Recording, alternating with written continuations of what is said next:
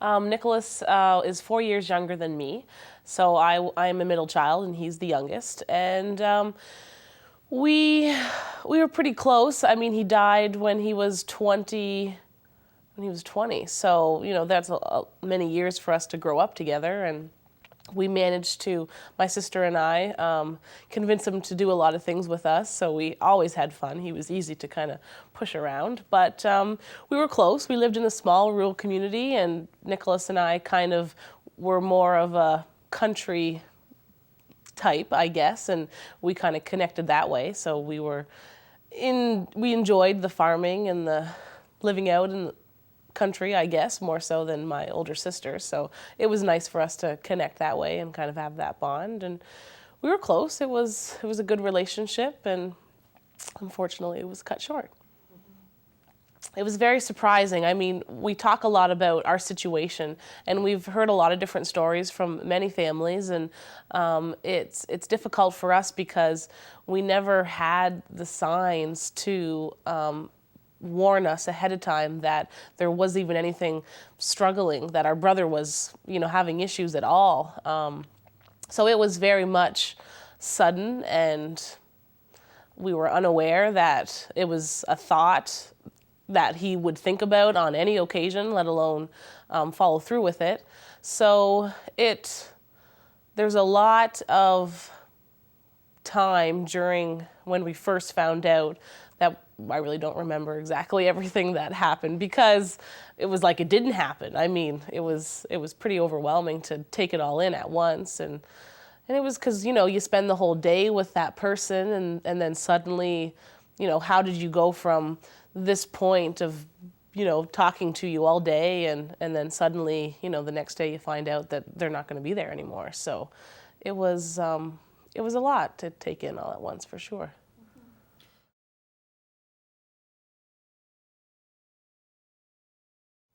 It was different for all of us as an experience, but different for me because I work in the mental health field. I'm a child and youth worker, so, a little bit about me, I stopped and thought, how could I not see this? How could there be no signs and symptoms? I mean, I went through school and I've been working in the field for almost 6 years. So I kind of took a little bit of responsibility in that sense because, Nick used to come to me and he would share that I have some anger issues, or, who should I talk to? What should I do?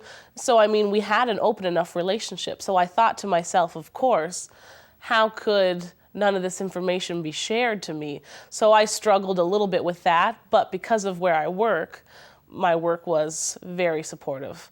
I don't think it would have been as easy for me to take the time off or to not have to worry about that if there was difficulties at work. So I think 100% they gave me any time that I needed, and I didn't even have to worry about that. So worrying about providing for my family, which I wasn't married at the time, now I am, and I don't have kids or anything, but to worry about that as well as supporting everybody else in my family would have been an extra responsibility that I didn't need to handle. So that was nice and comforting. So supports from friends and family and work really was what pretty much got me through.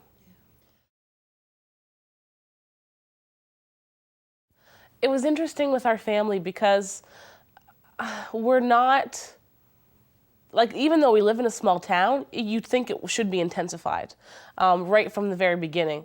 Because we live in a small community, like, my understanding of stigma is everybody knows you, everybody talks about you and your family, and that's why you want to hide it, is because everybody already knows everything about you, right? But it was so totally different for us. We were so comfortable. It was like we wanted to talk about it so much. So it was almost kind of a flip side where we wanted supports from people, and we wanted them to know our story, that it wasn't like we were hiding it and nobody wanted to. It was almost like we would talk about it all the time and we were really open about it. So that was extremely helpful. Whenever we did newspaper interviews or something like that, we specified that we want it printed that he died by suicide. And at work, for instance, when I called to say what happened, I wanted people to know, not that my brother just died, but that he had killed himself, because that's what happened.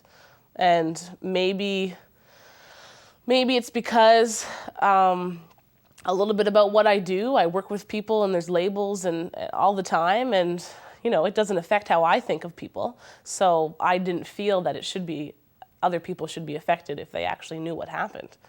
But I think it was very helpful that we were open about it.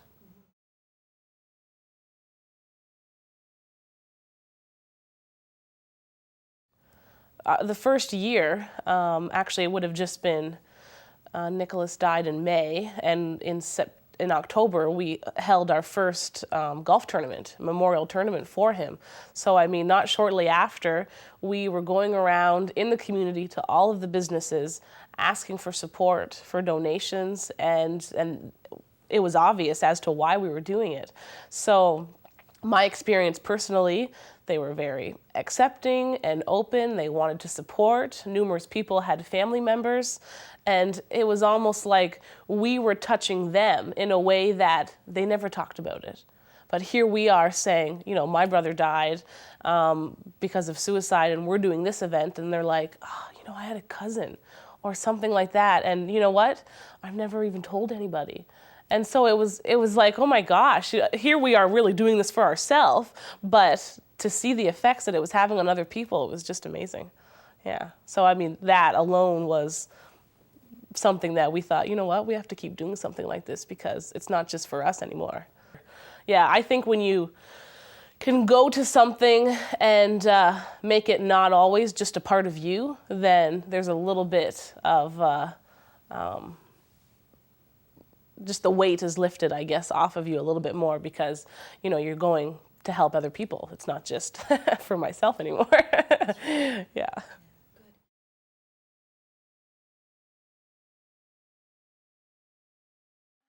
It's funny because a couple of weeks ago we were in Guelph at a youth workshop conference for suicide prevention. And it's never happened to me before, but it just happened a couple of weeks ago where we had a display and we would start the conversation by saying we were survivors of suicide. And the look on the kids' faces, they thought we had attempted. And, that was the first time that the misunderstanding was there. But, it's not like I felt worse but I think it was just the audience that made a big difference. And explaining it started a whole new level of conversation with them, so that was okay. But it was kind of my mother who discovered the terminology, and when you read all of the information and the resources and everything else connected with survivors of suicide, it really did fit. So as long as we understand it as we survived the suicide in our family, then it really does work for us.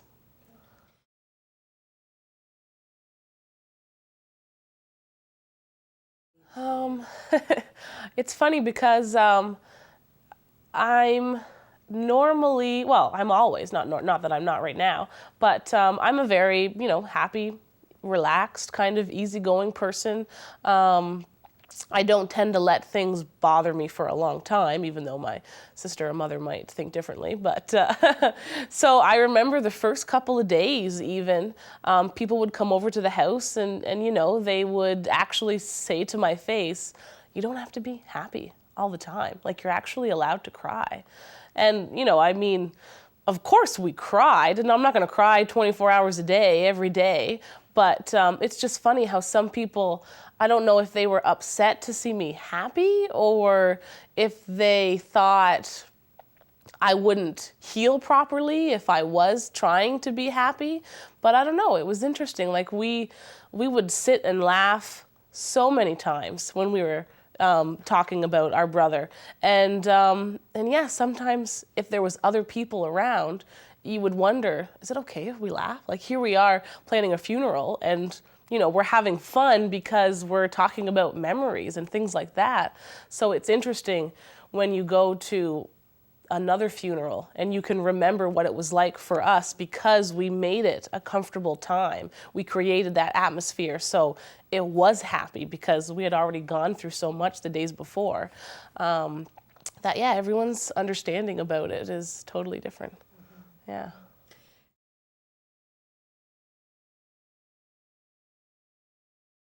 I wasn't even a full-time staff. Like, I had no benefits or anything like that. And they said I can take as much time as I want. And even my husband, well, my fiance at the time, he worked on the 401. So he was at the scene of the accident. He wasn't right there, but he closed the road down.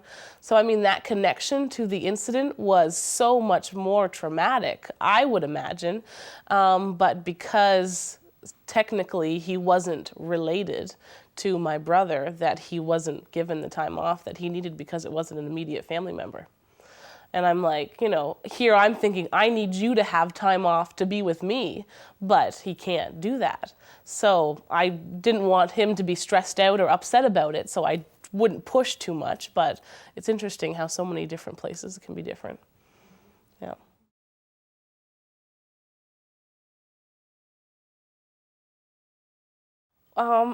Well, it's interesting because we've had people who ask us, or we have situations where we've met people who have grieved for 10 or 15 years.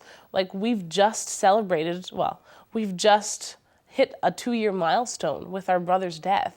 You know, 2 years, it seems like it's been a long time that we've lived without my brother. Now, maybe it's just because we've never experienced it before and I don't understand the time difference, but I don't know what it is. But we meet families who've, you know, 15 years ago they lost a child, or and they can't talk about it.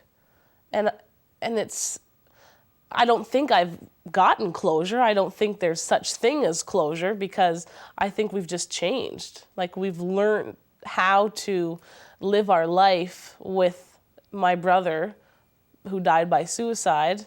It's just a part of that now. It's not like it's ever going to finish and we're going to move on and it's not going to have happened. So I can't see us getting closure because there's nothing that's going to be done. It's just learning to adapt and change the way we lived and continue to be able to live, I guess.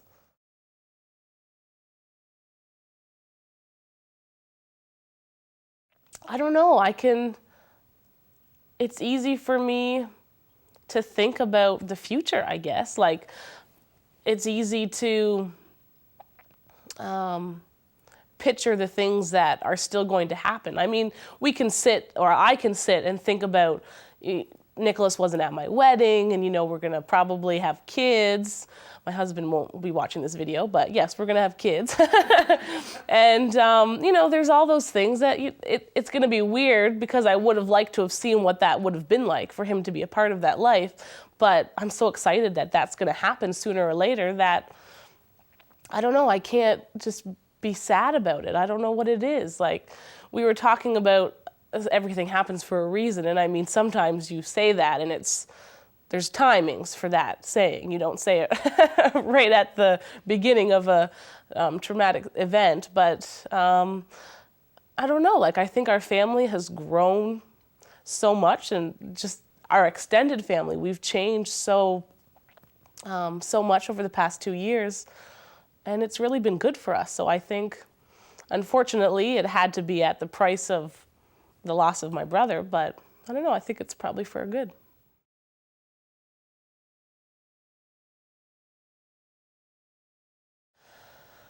It's interesting because personally, as much as I work with therapists and would be an advocate and support the fact that everyone needs to talk to someone, I didn't feel that I needed a counselor. So in certain situations, I didn't need to call a distress line.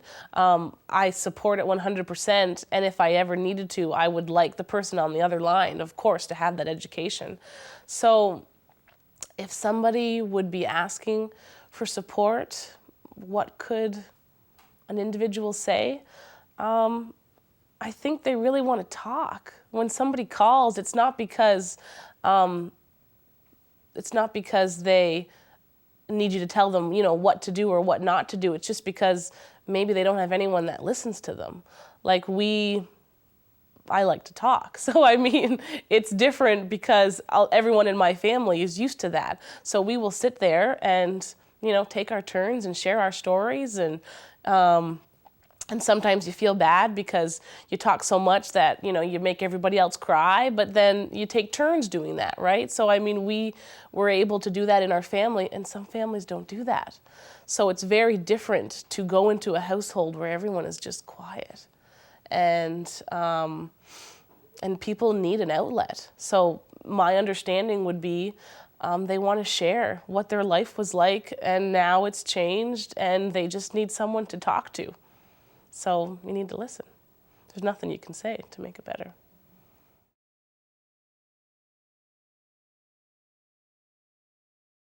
We were just talking about it yesterday. I was working with a young lady, and her sister had just had a little boy, and we were talking about names. What would you name your kids? And I always thought creatively, if I had a girl, how could I name her, something with my brother's name in it, or maybe his name would be her middle name or something. So I mean, it would always be a part of their life, whether their name was Nicholas or Nicolette or something like that. But nothing's changed in our house. We continue to have pictures up, family pictures or individual portraits. Nicholas was quite the model in training, so I mean, he very much had a lot of pictures of himself. So we weren't. It wasn't hard for us to find images of him. So I mean, it's nice to be able to see him every day, even though for some people it might be more difficult, but I think that's what helps us cope in a sense, because we see him every day and it's not so much of a shock when we have to talk about him or share about him. So I think I will be as truthful as I can when the time is appropriate for our kids to know that this is kind of something that we've gone through in our life, and you don't get to see your uncle, but this was his story, and continue to have him live on.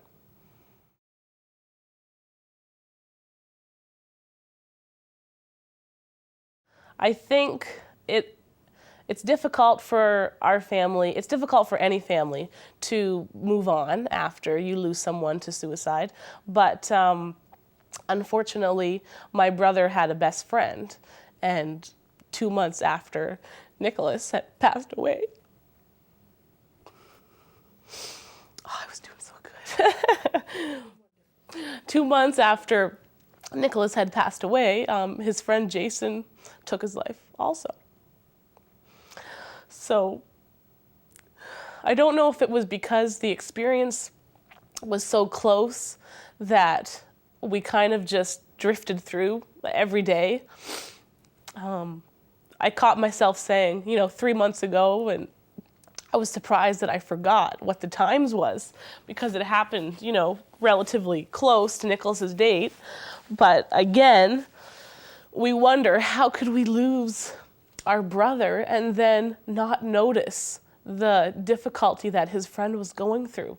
Now, we were all struggling in our own way, that it was hard for us to be able to connect with everyone in Nicholas's life, because, we were all needing our own support.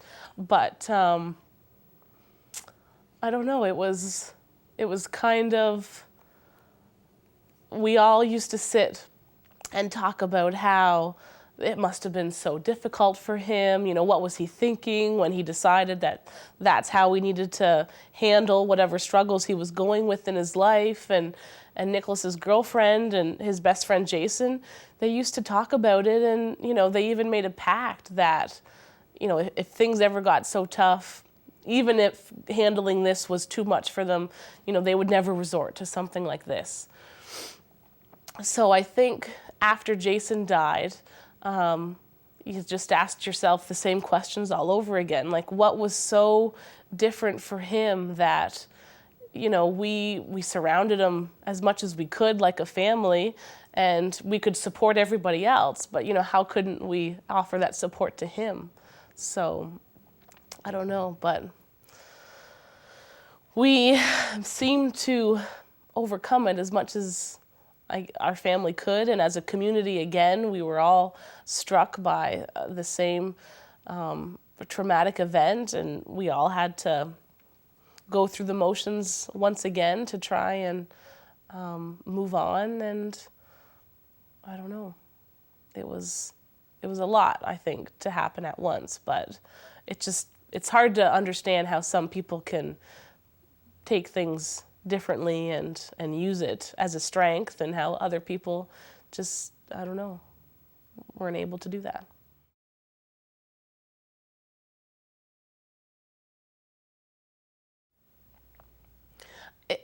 It was interesting because a lot of people who we really didn't know would come up. Like, Nicholas had friends. He went to school in London, and we went to St. Joe's, which was in St. Thomas, so it was 45 minutes from our small community. So there was a lot of people that he touched in his life, and we couldn't begin to know them all.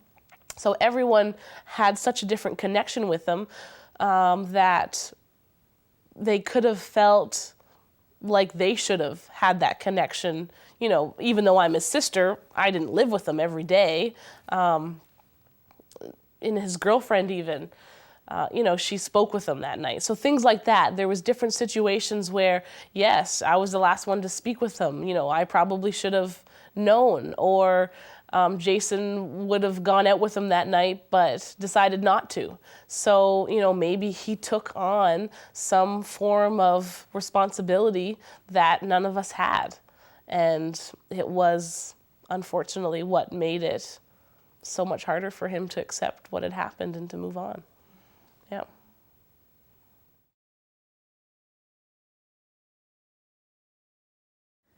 I'm the oldest. Nicholas was the youngest. He was 5 years younger than me. He was the best gift giver. He always tried so hard and took so much time and got ideas to give the best gift. And if you didn't give him the reaction that he wanted from that gift, he wanted to take it back. He'd be very, I guess, embarrassed about the gift. I just remember him giving me a clock radio, and I already had one. And I really liked it. And I just said, I just remember being thankful for it. And he said, no, that wasn't the perfect gift. So he took it back and then ended up getting me a Winnie the Pooh cookie jar for me to put my cookies in. And it was perfect. It was amazing. So I just always remember him giving the best gifts.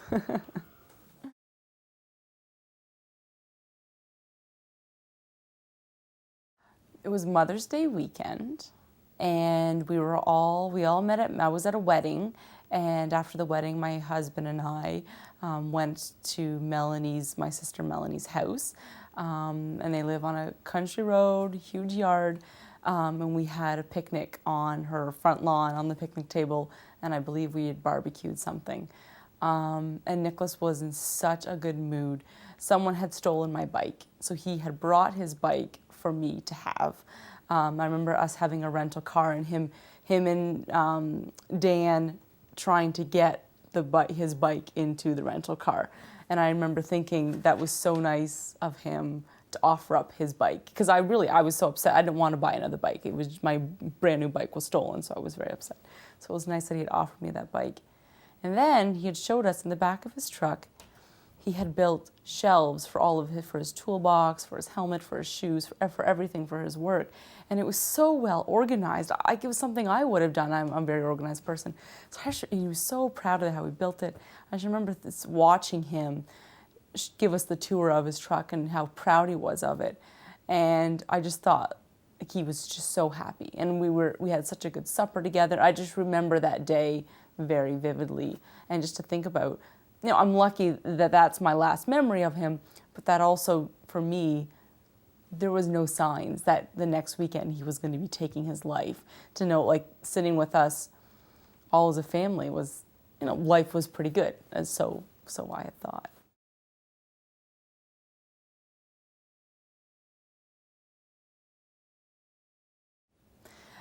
I went through for journalism, and I remember learning when there is a suicide, you don't talk about it in the media.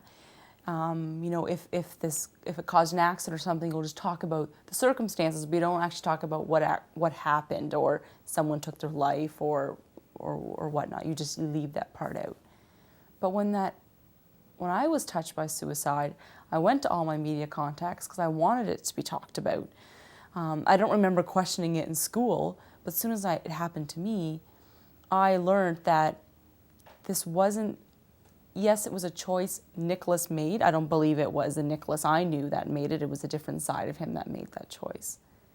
But I wanted people to know that, it does happen. We should talk about it. Because we're talking about it isn't going to make everyone go out and do it just because someone else did it. So I was very frustrated with that perspective of having to overcome it, having the media being very cautious about covering it. And I wanted them to see it in a light of, this is our chance to do something, to raise awareness, to help other people, let other people know that, it is something everyone goes through, a lot of people go through, But how frequent it happened. I didn't realize how often suicide happened because it's not talked about. I didn't realize it was such an issue that we needed to raise awareness about. And I remember having some people really embrace it in the media to cover it, and then some people that didn't know how to cover it, not covering it so well. When someone's doing a story, you never get to see the story beforehand. It gets put out however they decide it's going to be put out. But we had, said that we liked learning about saying someone died by suicide, because I feel the word committed is so harsh, like as if he'd committed a crime. And I remember, someone, after talking with us, still starting a story off by saying, Nicholas jumped off the bridge and committed suicide. And I remember watching that story and being so harsh and knowing that person did not even listen to us. So that was hard, because you have to realize when you're dealing with the media that you can't edit your own story. It's their story to do. So that was definitely difficult. But the support for our golf tournaments, for our bracelets, for our suicide awareness groups, for our walks was unbelievable. The follow-up stories and the coverage that we got was phenomenal. So I would like to continue breaking the silence of suicide. We were doing suicide awareness. I had done up a poster saying, raising awareness about suicide. And someone in my workplace laughed when they saw it, and they thought I was trying to raise awareness that suicide was out there, that you could take your life if things were getting rough. And I thought that was so weird, because to me, I knew what that meant. And I didn't realize that I even had to raise awareness at that level so people knew what I was talking about. I was very confused by that, because I was very proud about what we were doing. Yeah.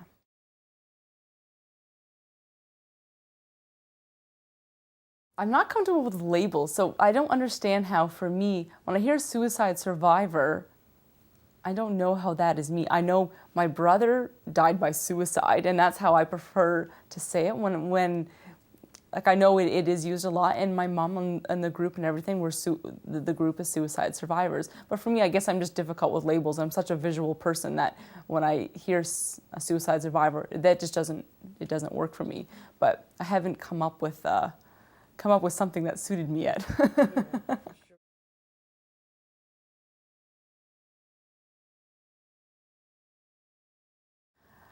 Yeah, the journey started out, the grief of finding out, first of all, that Nicholas was no longer with us, to finding out that he chose it. But, later on, I've learned that, it is a disease. So it was something that took his life, even though a part of him did decide to act on it. But just going through that, grief by myself, but with my family as well. I feel like my transition was learning to have that balance of being there for everyone else, letting everyone be there for me, but then also taking time to be by myself. I really feel the first 2 weeks we were in this cocoon of love and support. We didn't have to go to work. We didn't have to worry about all that. It was just us trying to figure it out for ourselves before facing the outside world. And I really liked the funeral. For me, was a celebration of his life. We got to go through all of his pictures. We put a collage together. Nicholas was cremated, and we put his ashes in his boots. And I was very proud of our presentation, how we organized it all. And, to some people, it sounds a little weird how we presented. We played his favorite music. It was not sad music. It was his favorite country music, And I remember people coming to the funeral, and I was so excited to show them all the memorabilia we had, and to show him, there's all of Nicholas's hats. There's his Get Her Done book that he loved. There's his, his cowboy hats, his belt buckles, and there's his boots where, we've put his ashes in. And people were kind of, oh, really? That's where he is. But for me, that was such a part of the healing process. So it went from this 2 weeks of this, in the family cocoon, to having to go out in public where I don't think I was quite ready yet. I was really connecting with nature. I really wanted to just go for long walks and be outside and be for myself, and journaling. I love writing. So I was journaling a lot. And I had gone to counseling, but it wasn't working. I ended up going to 3 different counselors, but I felt like I already knew all the answers within me. So talking with the counselors, for me, it was like I was educating them more than they were helping me out, because I feel like I had the resources within my family, talking with my mom, my sister, and myself, and my journaling, and just taking it one step at a time and just listening to myself. The biggest thing for me was learning. I couldn't push myself. I'm a doer. I go. So I'm very used to pushing myself to the limits, and I had to learn for that little bit of time to just not do that, just listen to myself and not go to work if I couldn't. My work was very supportive. After the 2 weeks, I went back to work for a bit, and then I stayed home and went back to work. I worked from home, but I remember not having to be pushed. And if I did, then I would just learn to take a step back and say, okay, I've reached my limit. I need to just go for a walk outside for a little bit. So, yeah. So I met a lot of really good counselors, and I gave them a lot of information, packages that we have put together. So I helped them kind of learn about where I was coming from. Like I said, I found it was more educational for them than for myself. So that was kind of frustrating, actually. I did do telephone counseling, which I found was nice, just to check in with someone. I didn't like to take time out of my day to drive somewhere for the counseling. I liked being at the end of the day at, say, 8 o'clock at night, I made an appointment just to check in with someone and saying, hey, I learned this, this, and this, just for someone else to listen to, because I did feel maybe not like I was burdening my friends and family, but I didn't feel like I wanted to check in with them every time, because I knew they had their own things they were going through. I was using them for different reasons, for different support reasons. But telephone counseling I really liked, because I just wanted to check in with someone. They gave me different ideas or books to read, and then that was great. Then we just kind of went away with that. So I liked that for a bit. Yeah.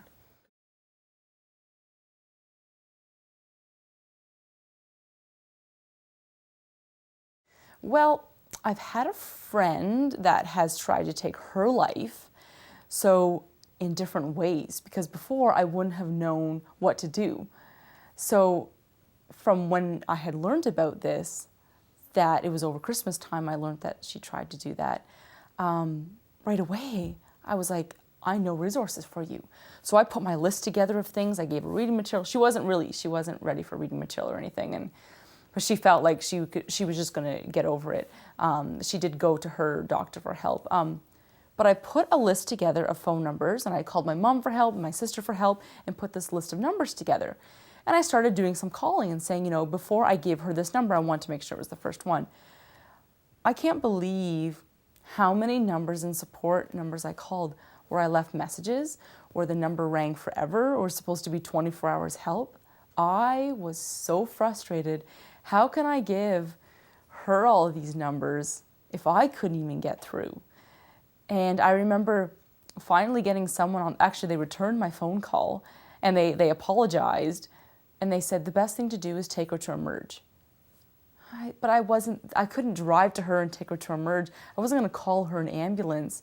I didn't know where she was. I just wanted to give her a number where I knew someone would talk to her.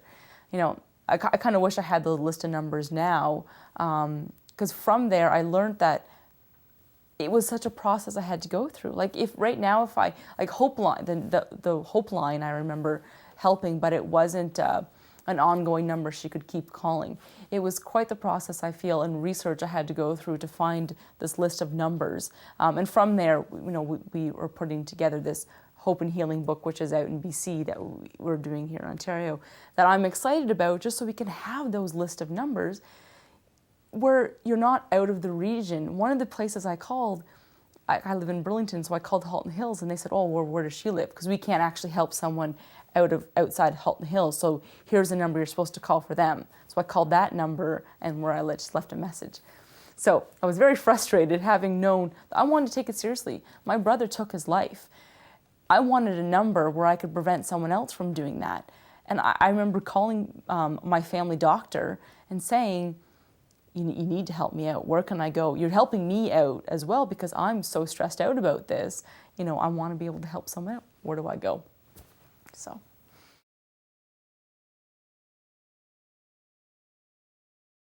No, we do not. Because not only will that number help people like my friend out who was trying to take her life, but it's also going to help me out, because I feel good that I'm passing on a number that I know she's going to get help. When I did give her one number when she called, and she was told it was out of her region as well, but I said, just tell her you live in Burlington. Just tell her you live there. Don't tell her where you live. You give her my address. I don't care. You need help. Like, it's crazy that it would be off by just where you live. Like, you're still in Ontario. So that's why you're still in Canada. So that was frustrating to know that a number I could have given, could have, even been a life or death situation. That's really sad to know. Like, she wasn't really that willing to, oh yeah, give me the number, I'll call. She was a little hesitant. So I wanted to make sure before passing that information on, I had all that information. Maybe I even knew the person she was going to talk to, and I could follow up, make sure, did you help her out, whatever. Like, not to impede on her privacy, but just to make sure, that someone else was there for her. So, because I really felt like there's only so much I could do. I could listen, but I feel like I had a lot I was going through with having lost my brother, then 2 months losing, his best friend, who became very much part of our family. I had enough I was trying to deal with. I wanted to, what did I learn from that, and then pass it on to someone else. So, yeah.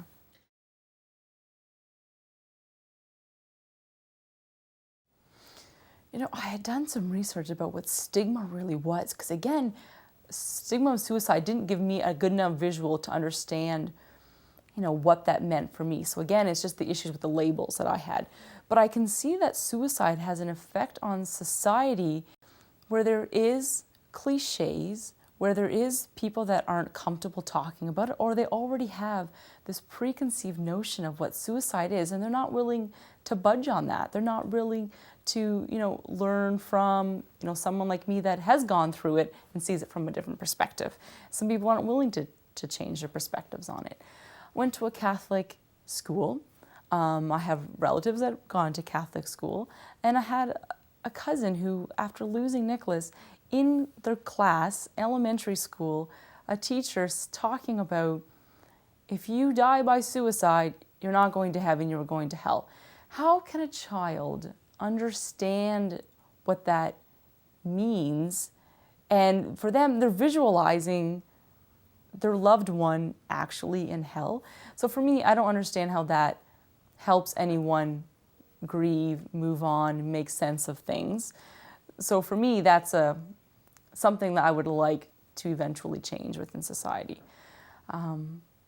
Insurance policies, I have learned, Nicholas was 1 month short of having his credit line, his school loans covered.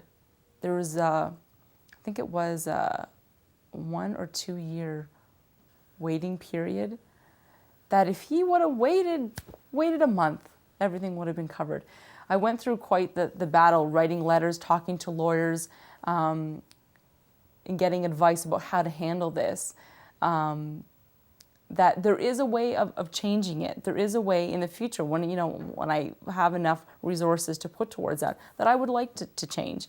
Because if you have an insurance policy, if you're paying money towards if anything happens to you, you expect if you pass away that someone will gain that money.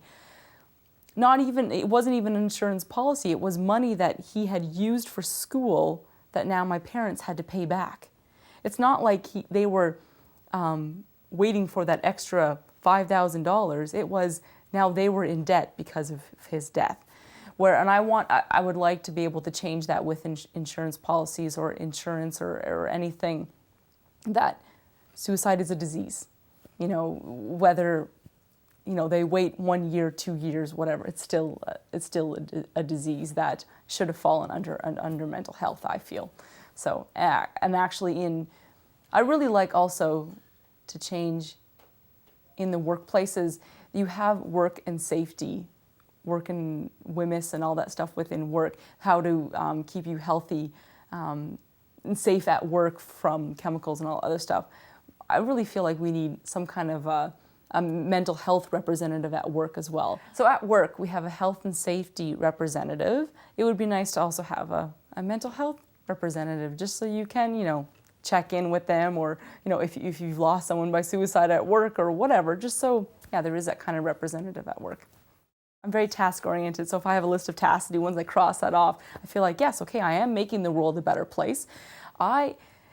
Because I went through for journalism, my brother was definitely the subject of a lot of my stories. When he fell asleep at the wheel while driving, that was one of my stories I did. I didn't realize a lot of people fell asleep at the wheel. So I learned from that. I interviewed him, I interviewed other people. I learned that a friend of mine lost her brother by falling asleep at the wheel. And I remember talking to Nicholas and saying, you could have died from that. Like, that is, I can't believe that, So I did a story around that. And then after he died by suicide, I made a story out of that as well. Like, I wanted to not only learn about it for myself, but I wanted to teach other people about it and raise awareness. I'm very proactive that way too.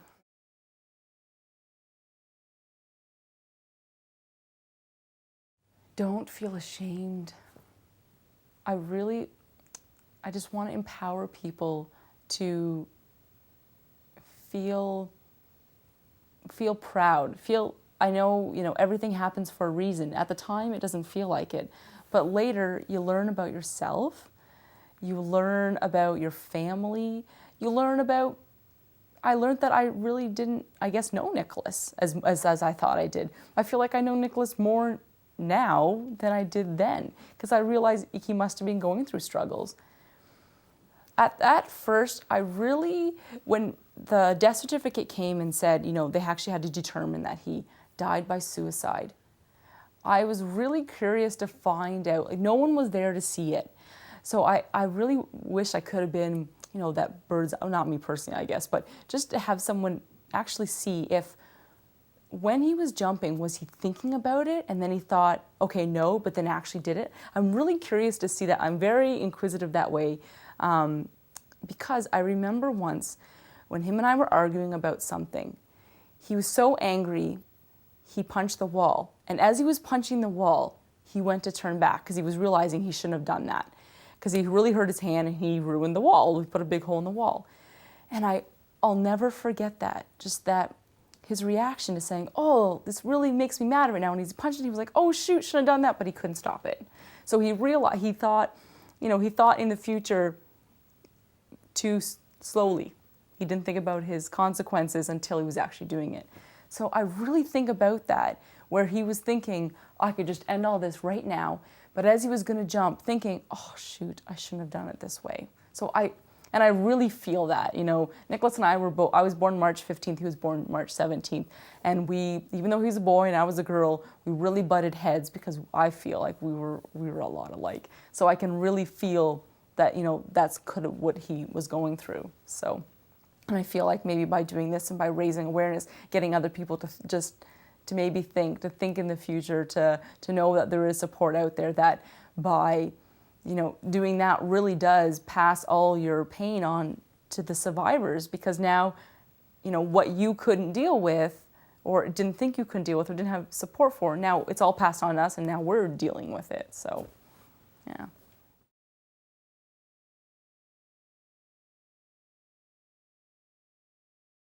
I guess the anniversary date, that struggling with whether we should celebrate it or just acknowledge it. The first year for me was a big marker, realizing, wow, it's been a year already. Look at all the things we've done, like the golf tournament we've done, these bracelets that we've done, the support groups. This is phenomenal that we've got this message out there.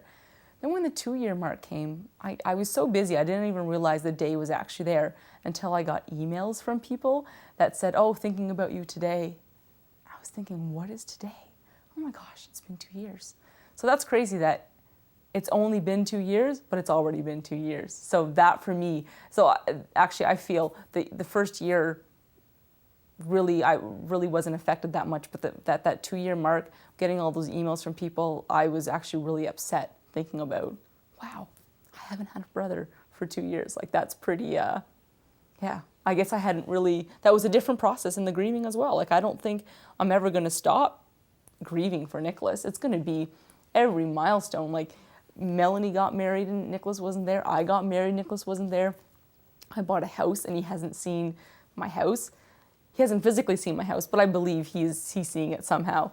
And I believe that he is, watching over me and helping me out in certain situations. And sometimes when things come together and really click, I think, maybe Nicholas helped that out a little bit. So that definitely helps me get through. But yeah, I just feel things that have helped me get through is definitely the family support, willingness to talk about it, being truthful about it, because I want to be able to say, my brother died by suicide. I wanted to tell the truth about it so I could help other people be empowered to tell the truth. Because I remember one time telling a friend about it and her saying that my dad died by suicide and I've never told anyone. Right from when we first found out, my mother said he died of a heart attack and that's all there is to it, and no one was ever allowed to talk about it.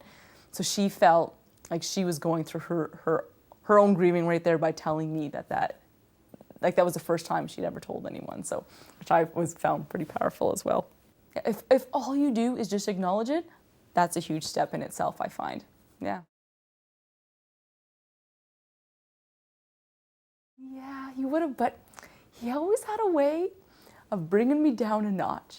If I was listening to a song I really, really liked and I was singing, he'd say, oh, just so you know, you really don't sound that good, so don't sing out loud to anyone, just kind of hum it to yourself. So he would just make sure little things like that. If I was on my, on top of the world, he'd be like, yeah, but you might want to think about doing that, or, you might not want to get too excited, So I don't know, I find that at the time it drove me crazy, but now I think about it as it's kind of, just grounding me a little bit, bringing me back to reality. Yeah, it's a pleasure. Thank you for listening. I really appreciate it because it's nice to know that there is still things out there to do to change. So I like knowing that. It gives me strength. Wonderful. Thank you.